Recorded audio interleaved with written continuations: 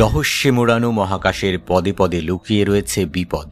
গহীন শূন্যের কোন আনাচ কানাচে কোন বিপদ উৎপেতে আছে, পৃথিবীতে বসে বিজ্ঞানীরা তার সিকিভাগও অনুমান করতে পারেন না। কিন্তু প্রকৃতির নিয়মেই সেই বিপদের হাত থেকে বাঁচার উপায় গড়ে নিয়েছে পৃথিবী। আমাদের পৃথিবীকে মহাকাশের যাবতীয় বিপদ থেকে আগলে রেখেছে বিস্তীর্ণ চৌম্বক ক্ষেত্র। মহাকাশের উচ্চ শক্তি সম্পন্ন বিভিন্ন কণা এই চৌম্বক ক্ষেত্রের কারণেই পৃথিবীর কাছে ঘেঁষতে পারে না কোনো ক্ষতি করতে। কিন্তু সম্প্রতি সেই চুম্বকেই বিপদ সংকেত পাচ্ছেন বিজ্ঞানীরা। পৃথিবীর চৌম্বক ক্ষেত্রের একটি নির্দিষ্ট অংশ দুর্বল হয়ে পড়েছে বলে বলছেন তারা। দীর্ঘদিনের গবেষণা এই মতকে আরও জোরালো করেছে।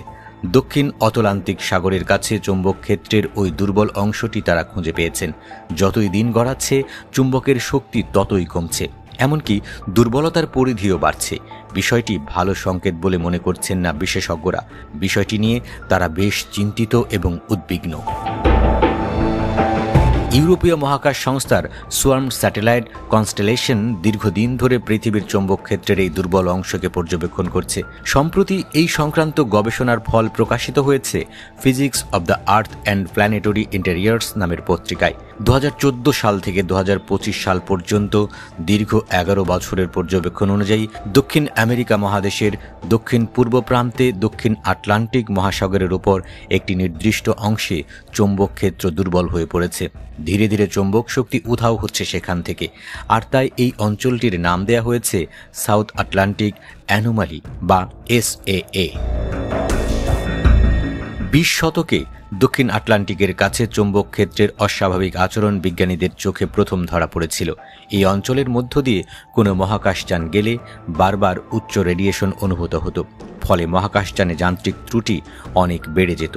বিশেষজ্ঞদের মতে এই SSA এর পরিধি 2014 থেকে 2025 সালের মধ্যে আরও বেড়েছে।